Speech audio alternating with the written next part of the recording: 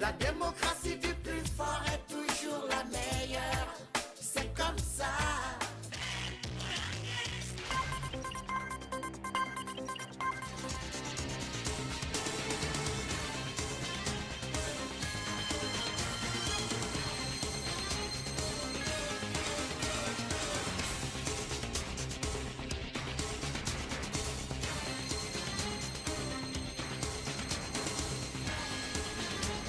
Bonsoir mesdames, bonsoir mesdemoiselles, messieurs, bonsoir. Au sommaire ce soir, après 2 mois de vacances bien méritées, les élèves ont repris ce lundi le chemin de l'école. Une rentrée très timide.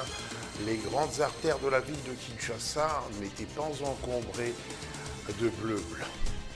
Le grand meeting du rassemblement qui était prévu pour hier a été interdit, vous le savez. L'opposition en colère crie au scandale. À son retour à Kinshasa, Félix Tshisekedi a eu droit à une imposante escorte des forces de l'ordre de l'aéroport de Njili à sa résidence, en lieu et place de ses nombreux partisans. L'autre point de mire de l'actualité, c'est le match de la 4e journée des éliminatoires de la Coupe du Monde entre la République démocratique du Congo et la Tunisie. Les Léopards ont effectué ce matin leur dernière séance d'entraînement avant d'affronter demain mardi les Aigles de Carthage, image à suivre dans ce journal. Merci de continuer à nous faire confiance et de toute façon, vous avez raison. Fini donc les vacances, lundi 4 septembre 2017, les élèves de l'école primaire et secondaire ont repris le chemin de l'école. Le secrétaire général de l'enseignement primaire et secondaire et la ministre provinciale de l'éducation ont visité quelques écoles de la capitale. Les 2 personnalités invitent les élèves qui sont encore à la maison à se rendre à l'école, aux enseignants de ne pas troubler le calendrier scolaire. Dans leur suite, il y avait également Anita Kangoudia et Serge Mitelessi.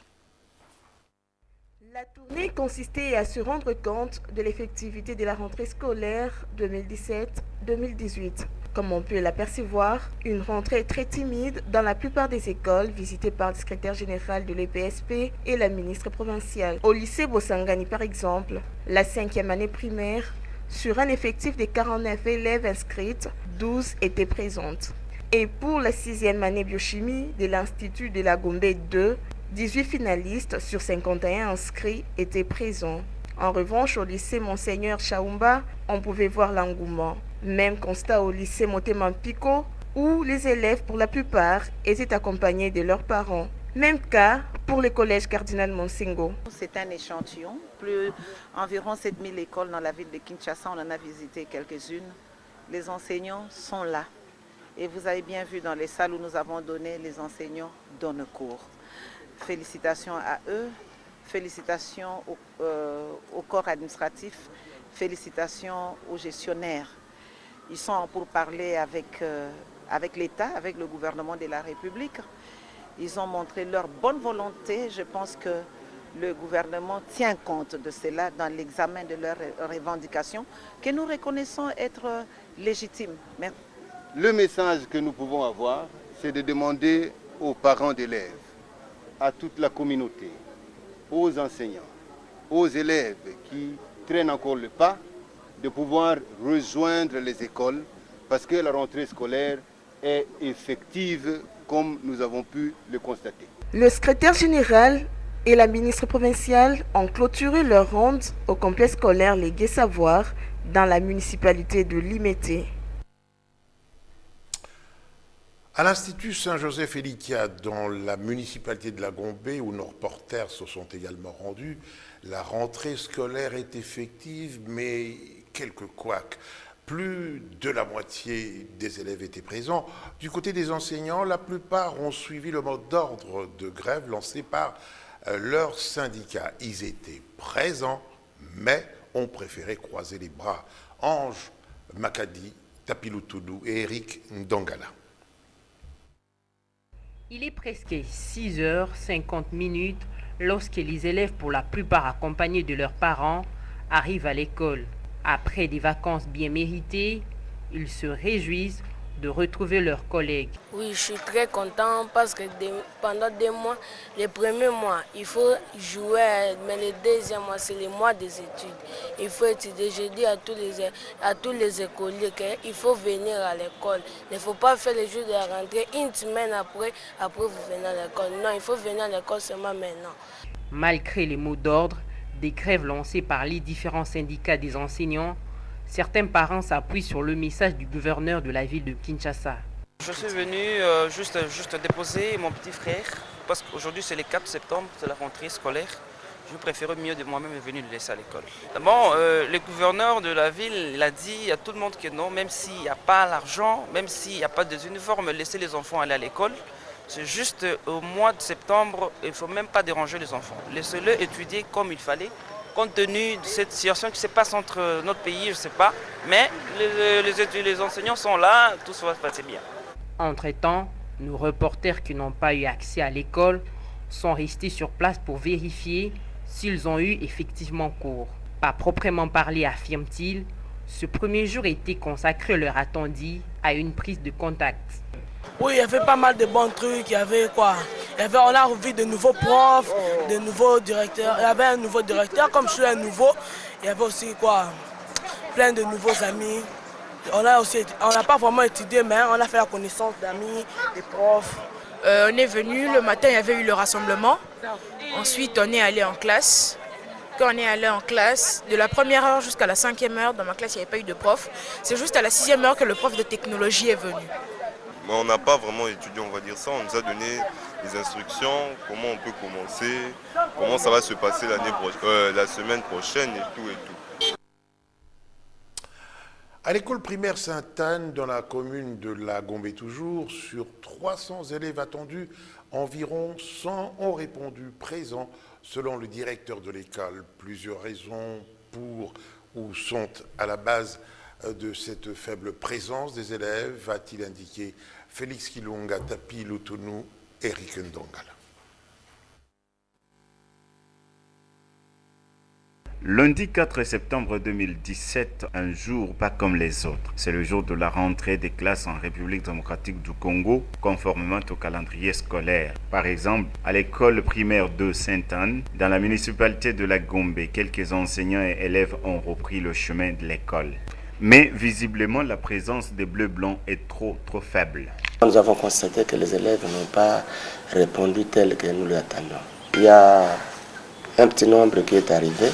Nous attendons 300 élèves, mais il y a moins de 100 qui se sont présentés.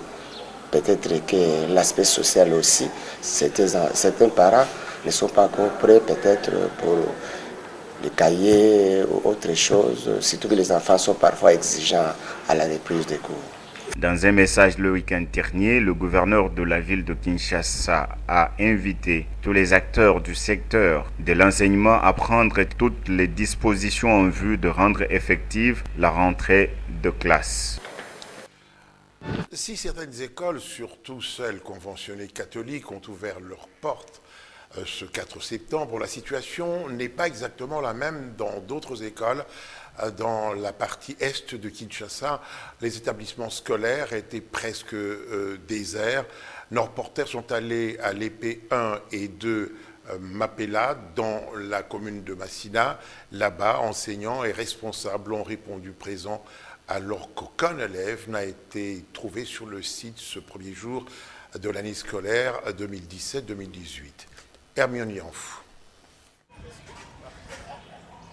4 septembre 2017, premier jour de la rentrée des classes pour l'année scolaire 2017-2018, ici à l'EPE 1 Mapela, le climat est morose. Si les enseignants et autres responsables sont à leur poste de travail, par contre, aucun élève n'a franchi le portail de l'école. Faute d'élèves, les enseignants sont en train de tourner les pouces. C'est la rentrée scolaire 2017-2018. Des élèves. Ça, c'est une question qu'il faudra poser aux parents, puisque le personnel est là au grand complet. Le constat est le même à l'épée de Mapela. Le directeur attribue ce climat à la grève des enseignants. Non, pratiquement, il y a une psychose parce que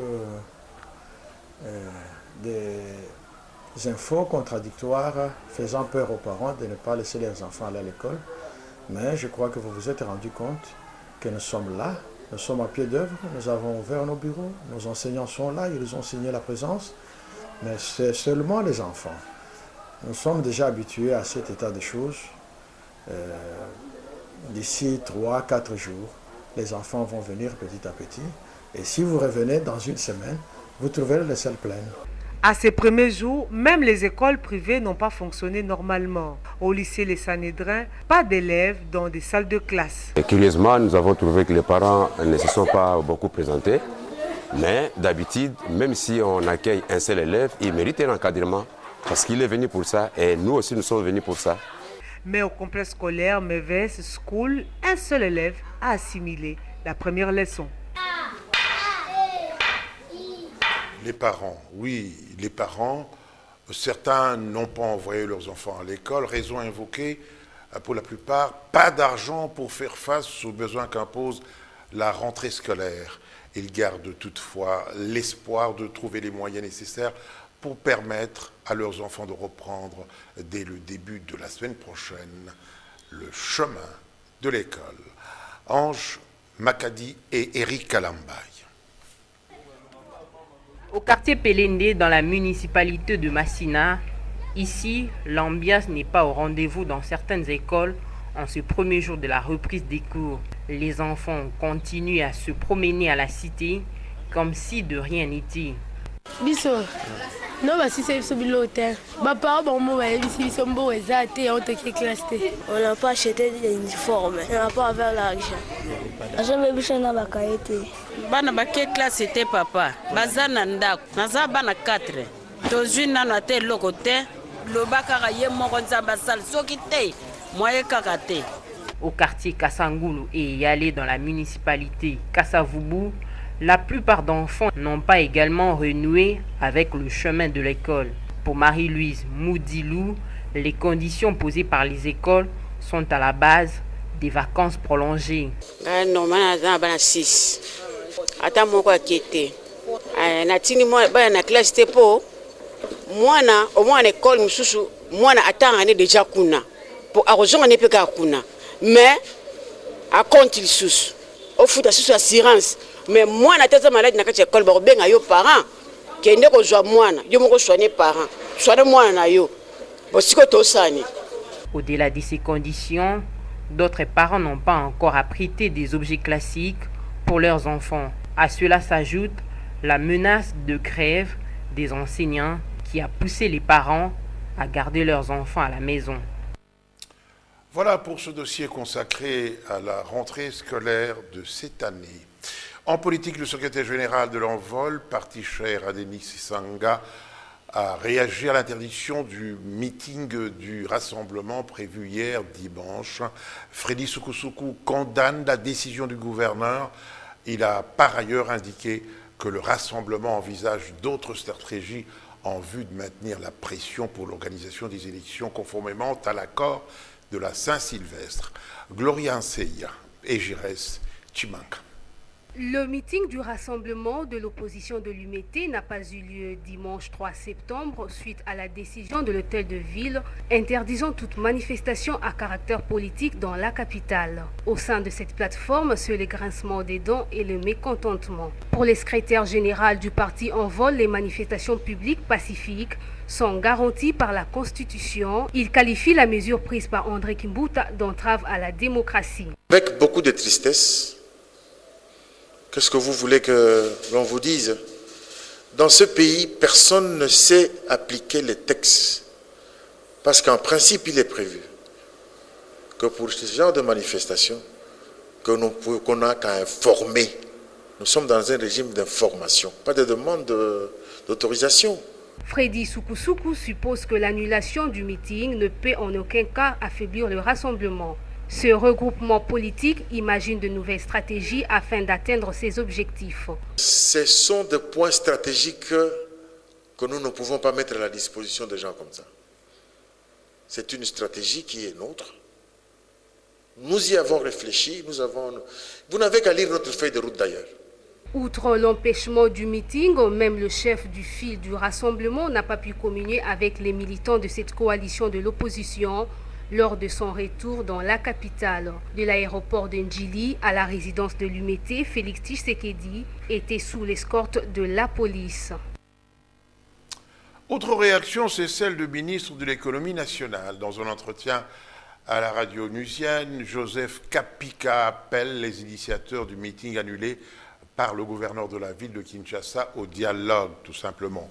Selon ce cadre du rassemblement Kasavubu, tous les problèmes posés peuvent être résolus à travers des discussions entre les différentes parties impliquées. Et après l'annulation du meeting du rassemblement, Félix Tshisekedi va s'exprimer demain lors d'une conférence de presse à Limete. Selon le porte-parole de l'UDPS, Félix Tshisekedi aura ainsi l'occasion d'aborder les sujets qui étaient à l'ordre du jour du meeting annulé, entre autres le bilan de son voyage à l'étranger. Avec vous, Gloria Nseya, encore un peu d'économie avant d'aborder la page sportive. Et oui, autre chose, le ministre de l'économie nationale a échangé ce lundi avec les opérateurs économiques du secteur pétrolier. Les deux parties ont décidé de la mise en place d'une commission qui aura pour tâche de statuer sur la question relative au réajustement du prix à la pompe. Élisée Monfou et Alain Zongola. À peu près de 2 heures d'échange entre le gouvernement et les opérateurs économiques du secteur pétrolier, une issue favorable a enfin été trouvée. Une commission des experts de 2 parties sera mise sur pied dès ce mardi pour approfondir les décisions prises au cours de cette rencontre en vue de statuer sur la question du réajustement du prix du carburant à la pompe. Maintenant, nous venons de signer la paix.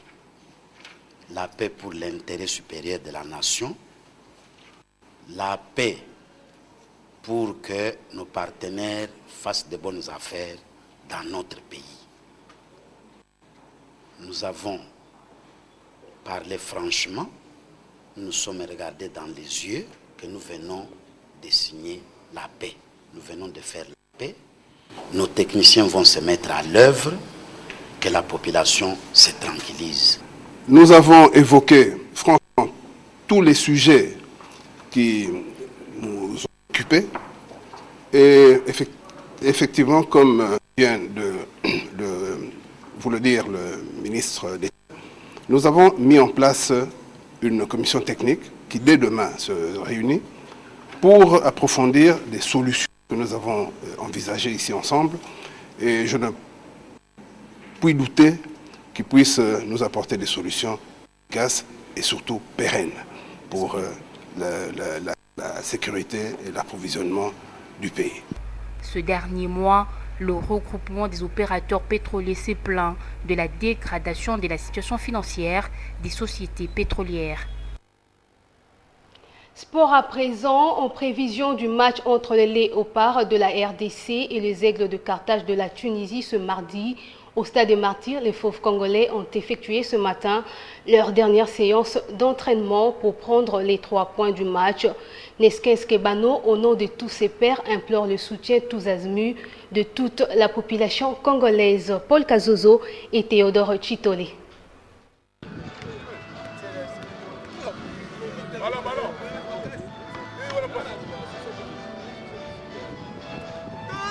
Avant le choc RDC-Tunisie du mardi 5 septembre 2017, sauf erreur, toute compétition confondue, les statistiques affichent 6 victoires tunisiennes et 3 nuls. Et la logique d'une victoire de ce pays maghrébin devrait s'arrêter de gré ou de force pour le Congolais.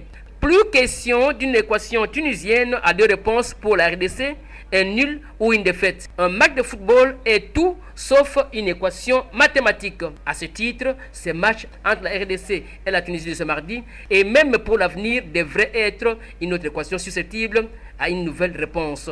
Laquelle? Une victoire à tout prix pour les Congolais, attendus des Léopards et aussi à l'attente d'un soutien inconditionnel et massif de tous les sportifs congolais. Du match, ça je sais pas, mais ça c'est comme un match couperet pour nous. Donc la seule chose qu'il faudra, c'est de gagner, parce qu'il nous faut absolument les 3 points. Sinon, ils vont prendre trop d'avance et pour la qualification, ça va être vraiment très compliqué. Donc il nous faut vraiment cette victoire pour pouvoir continuer à rêver. Une victoire, voilà la réponse attendue, à jamais encore réalisée jusqu'ici par les Léopards face aux Tunisiens. Et plus question d'une autre condamnation sur une défaite ou un nul.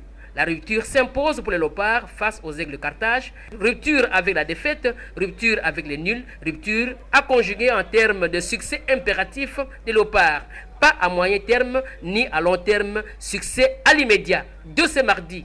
D'où faudra-t-il des buts? Même un seul suffit. Sans en encaisser un à retour, c'est difficile, mais c'est possible. À cœur vaillant, rien d'impossible. Allez-y les Léopards. Pour vous, la viande de l'aigle n'est pas interdite. Goûtez-y, c'est bon et délicieux, comestible. Et à vous de faire la victoire finale les Léopards. En prévision du match de ce mardi, le ministre des Sports a rendu visite à Nicodème Kabamba, l'ancien entraîneur adjoint des Léopards à la Coupe du Monde de 1974 et l'ancien capitaine des Léopards, comme tous les joueurs de sa génération, détiennent en eux quelques conseils ou un avis à émettre. Pour Papi Niango, reconnaître la valeur de ces vieilles gloires est une bénédiction aspergée sur toute l'équipe nationale. Paul Kazozo et Théodore Chitolé.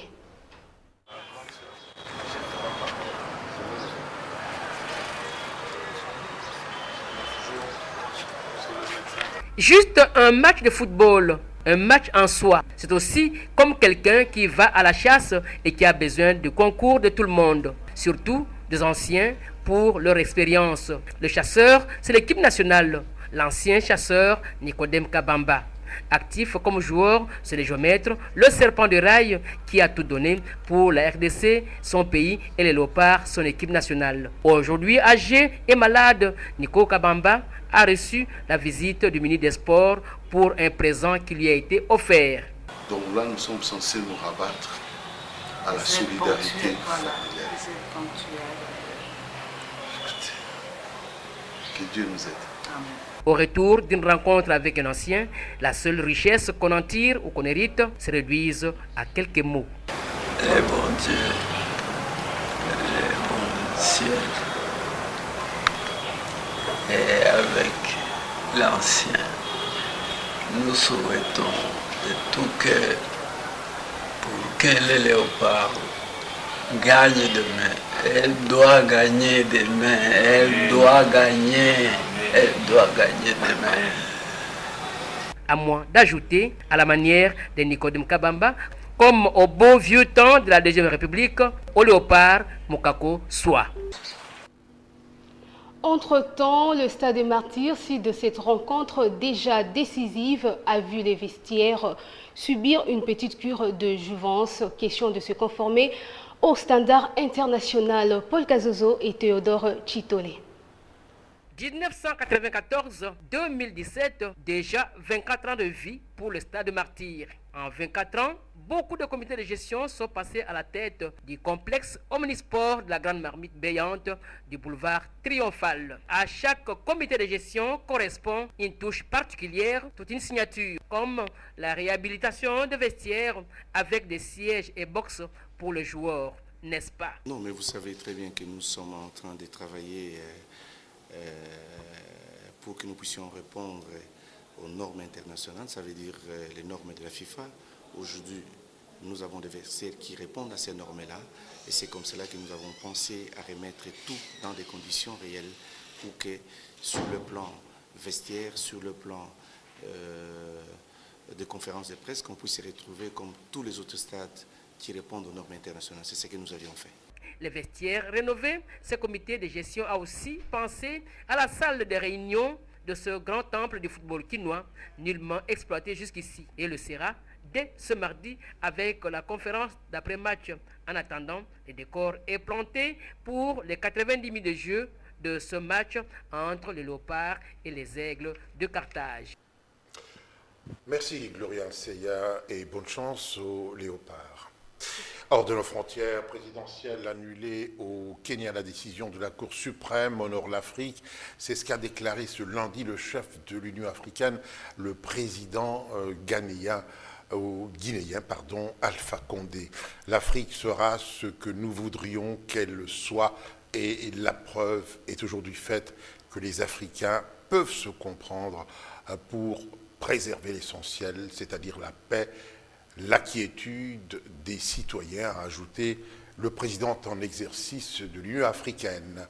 L'organisation suit avec un intérêt particulier le déroulement de la situation au Kenya et appelle à nouveau le peuple kényan et les acteurs politiques à la retenue et au sens de responsabilité dans l'organisation d'un nouveau scrutin présidentiel dans 60 jours, donc 2 mois. Merci d'avoir suivi ce journal. Aujourd'hui, exceptionnellement, nos téléspectateurs ne nous suivent pas sur CPLA pour des tout petits problèmes de réglage. Bonne suite de programmes sur Numérica TV. Bonsoir et je vous retrouve demain.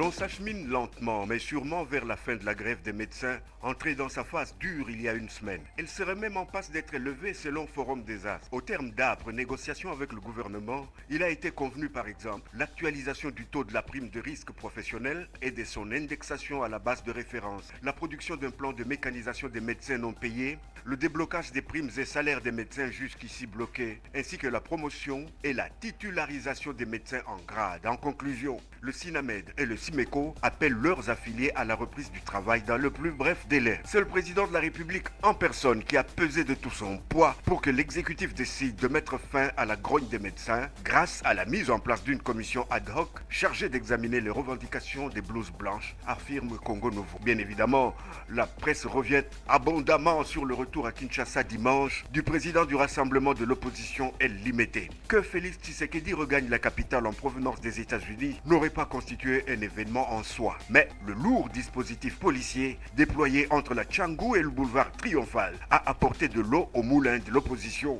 qui se croit toujours la victime de l'arbitraire, écrit la tempête des tropiques. Du coup, la démonstration de force annoncée est tombée à l'eau alors que le fils Tshisekedi était escorté par la police jusqu'à la résidence familiale de Limité. La référence plus y voit plutôt comme une caporalisation de la gouvernance.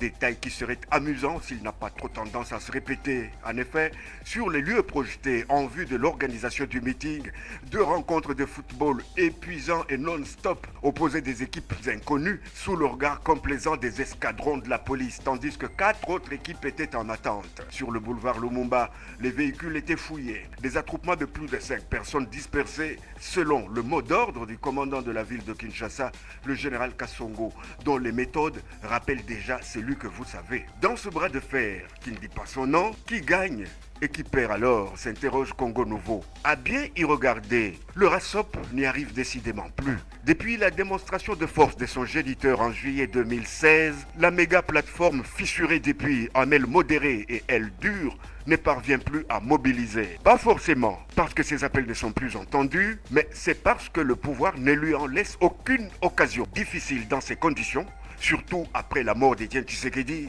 de jauger sa vraie capacité de nuisance politique. Le courrier de Kinshasa table de son côté sur l'exigence d'une partie de l'opposition radicale d'auditer le fichier électoral à ce stade intermédiaire. Une position résultant de la méfiance de certains qui doutent de la fiabilité des chiffres avancés par la CENI, arguant de la présence sur les listes de personnes non éligibles, mais aussi des accroissements anormaux à l'image du Sankourou et de l'ex-Katanga, où plus de 60% d'électeurs supplémentaires auraient été débusqués. Enfin, Forum des As se fait l'élégance de publier le projet de calendrier électoral façon Sami Badibanga. L'ancien et éphémère Premier ministre, qui a certainement beaucoup de temps libre, propose l'organisation de la seule présidentielle au 28 décembre 2017, tandis que les scrutins aux députations provinciales et nationales sont renvoyés au 15 mars 2018. Le calendrier Badibanga propose l'élection des sénateurs au 14 juin, tandis que gouverneurs et vice-gouverneurs seraient élus,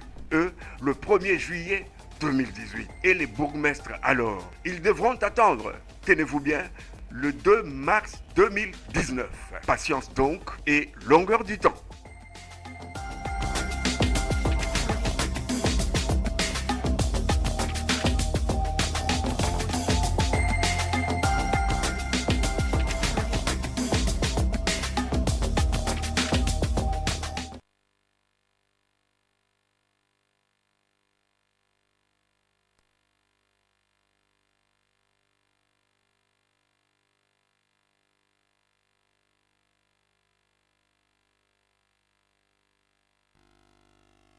Le meeting du rassemblement de l'opposition de l'UMT n'a pas eu lieu dimanche 3 septembre suite à la décision de l'hôtel de ville interdisant toute manifestation à caractère politique dans la capitale. Au sein de cette plateforme, seuls les grincements des dents et le mécontentement. Pour les secrétaires généraux du parti en vol, les manifestations publiques pacifiques sont garanties par la Constitution. Il qualifie la mesure prise par André Kimbuta d'entrave à la démocratie. Avec beaucoup de tristesse, qu'est-ce que vous voulez que l'on vous dise?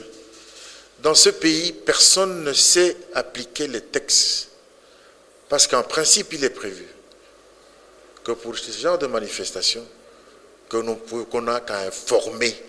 Nous sommes dans un régime d'information, pas de demande d'autorisation. Freddy Sukusuku suppose que l'annulation du meeting ne peut en aucun cas affaiblir le rassemblement. Ce regroupement politique imagine de nouvelles stratégies afin d'atteindre ses objectifs. Ce sont des points stratégiques que nous ne pouvons pas mettre à la disposition des gens comme ça. C'est une stratégie qui est nôtre. Nous y avons réfléchi. Vous n'avez qu'à lire notre feuille de route d'ailleurs. Outre l'empêchement du meeting, même le chef du fil du rassemblement n'a pas pu communier avec les militants de cette coalition de l'opposition lors de son retour dans la capitale. De l'aéroport de Ndjili à la résidence de l'UMT, Félix Tshisekedi était sous l'escorte de la police.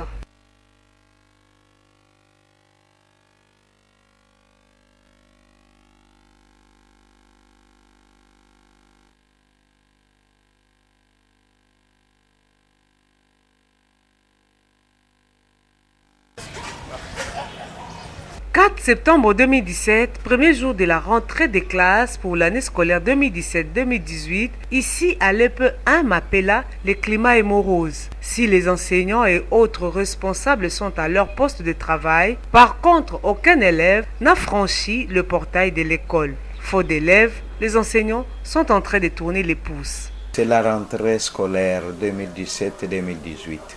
Des élèves. Ça, c'est une question qu'il faudra poser aux parents, puisque le personnel est là au grand complet. Le constat est le même à l'EP2 Mapela. Le directeur attribue ce climat à la grève des enseignants. Non, pratiquement, il y a une psychose parce que des infos contradictoires faisant peur aux parents de ne pas laisser leurs enfants aller à l'école. Mais je crois que vous vous êtes rendu compte que nous sommes là. Nous sommes à pied d'œuvre, nous avons ouvert nos bureaux, nos enseignants sont là, ils ont signé la présence, mais c'est seulement les enfants. Nous sommes déjà habitués à cet état de choses. D'ici 3-4 jours, les enfants vont venir petit à petit. Et si vous revenez dans une semaine, vous trouverez les salles pleines. À ces premiers jours, même les écoles privées n'ont pas fonctionné normalement. Au lycée Les Sanhédrins, pas d'élèves dans des salles de classe.